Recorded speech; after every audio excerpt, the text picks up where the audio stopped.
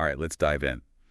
Today, we're all about personal growth, facing those fears that kind of hold us back. Yeah, this can be tough.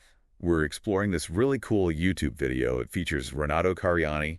You might know him. He's a fitness expert. Oh, yeah, I've seen his stuff. He's got some powerful insights from his life, really inspiring stuff. Awesome. It's not just like a rah-rah motivational thing, though. Right. It gets real, Recognizing when you've outgrown a situation.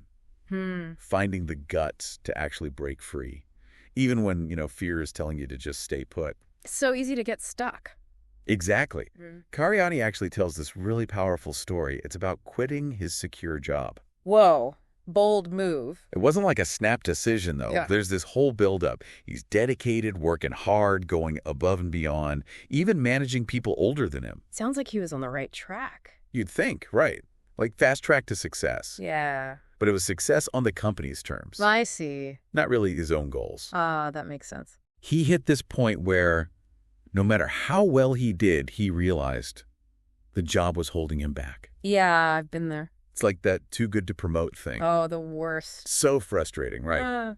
They even offered this training course. Everyone figured Cariani would get picked. Seemed like the next logical step. But he wasn't. Nope. And when he asked his director, why not? The answer was basically, you're too valuable where you are. Oh, wow. What do you even say to that? Right. It's like being praised for being stuck. Yeah. Which for Cariani is exactly what it was. Oof. Imagine being told you're too good to move forward. Talk about a mixed message. Total backhanded compliment. This was like a huge turning point for him. It made him realize his dedication was keeping him in this box. A comfortable box, maybe, but still a box. Exactly. This is where it gets interesting, I think. For anyone who's ever felt that pull, comfort versus the unknown. Totally. He's a young dad, responsibilities, family to support. Quitting a steady job isn't easy. Definitely not. So easy to just let fear win, right? Yeah. Tell yourself, staying is the responsible thing to do. Right. Play it safe. But Cariani didn't. He chose to bet on himself, even though it meant uncertainty, even disapproval from some people. Wow. That takes guts.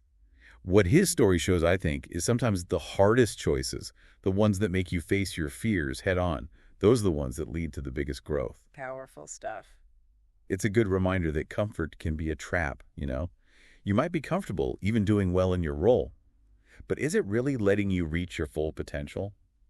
That's a question we should all ask ourselves, don't you think? Absolutely. It's easy to settle. And what I find really interesting is Cariani isn't saying we should just become fearless. He talks about understanding fear, using it. He calls it controlled fear.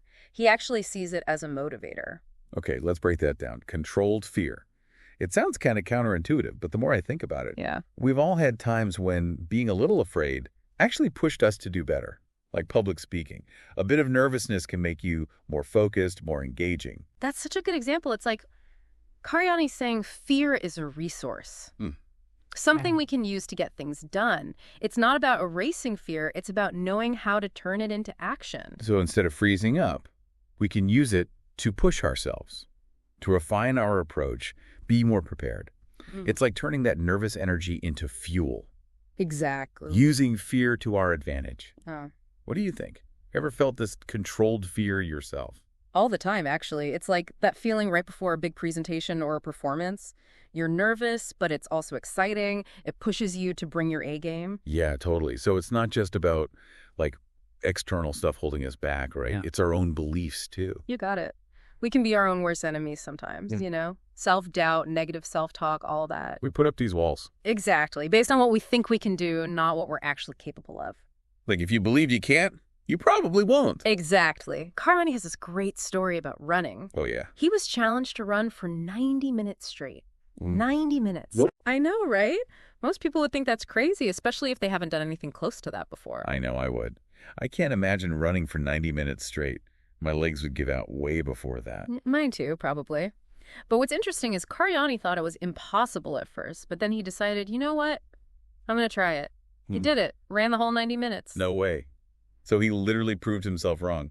That's wild. It is, and it makes you think, right, what else are we capable of if we just stop telling ourselves we can't do it? It's like those limitations are all in our heads. So often they are. And that brings us back to controlled fear. When we push past those limits, we face our fear.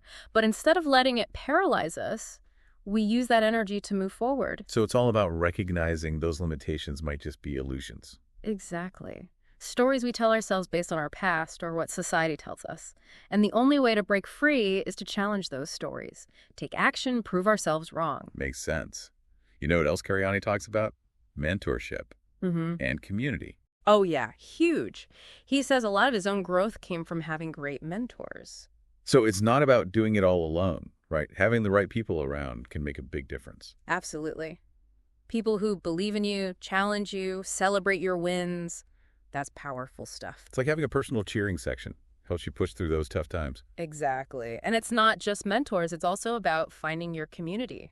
People who get you, who are on a similar journey. Yeah, like your tribe. Karyani mentions obedience as being important too. Yeah, I remember that. Now that word can be tricky, right? Yeah.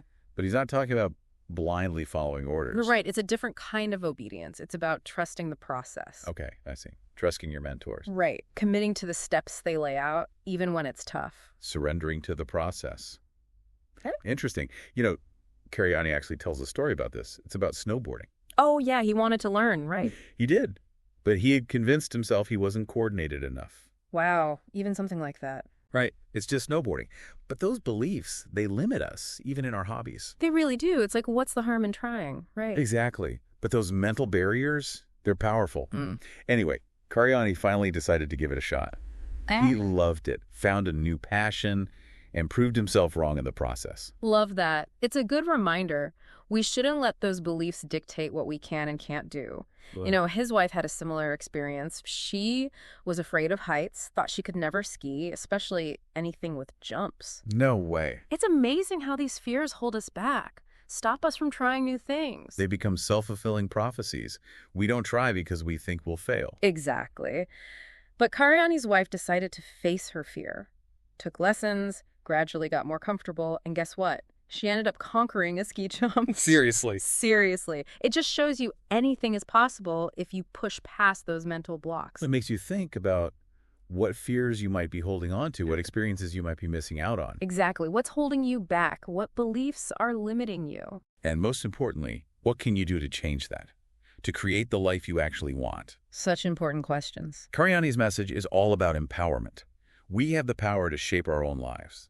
Absolutely. We're not just victims of circumstance. We have choices. It's our choices, our beliefs, our actions that really determine where we end up. Well said. His story is proof of that. The power of belief, courage, and being open to new things. It's about recognizing that growth doesn't happen in your comfort zone. You got it. You have to step outside those boundaries, face those fears, challenge those limiting beliefs. That's when you unlock your true potential. And it's not just about, like, external success. It's about self-awareness, purpose, inner peace. Becoming the best version of yourself. Exactly. And as we keep going with Karyani's ideas, it's important to remember this is a journey. It's not a destination. Right. There will be ups and downs, challenges along the way. But that's where the real learning happens. Those tough moments build resilience. It's about embracing the journey, trusting the process, celebrating the wins, big and small. And remembering, you're not alone in this. We have each other. We can create a world where everyone feels empowered to chase their dreams.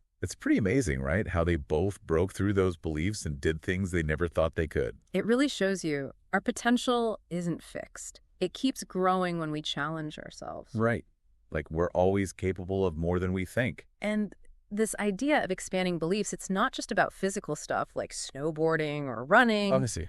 It applies to everything. Your job, relationships, your creativity. Anytime you push yourself outside your comfort zone, you change what you believe is possible. It's like we have these mental maps, right, of what we think we can do. Exactly.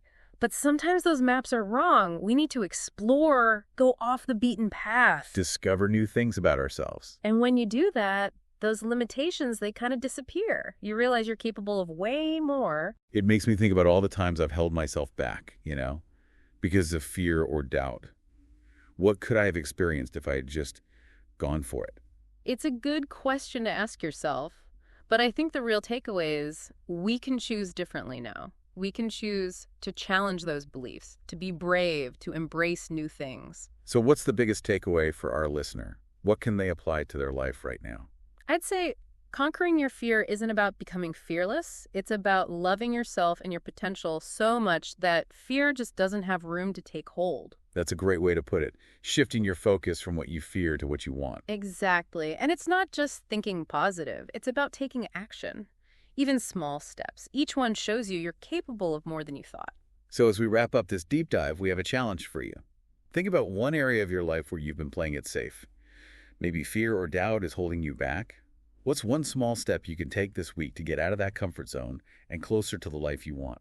You have the power to create a life that's meaningful. Embrace the journey, trust the process, and never stop exploring your potential. Thanks for joining us on this deep dive. We'll catch you next time.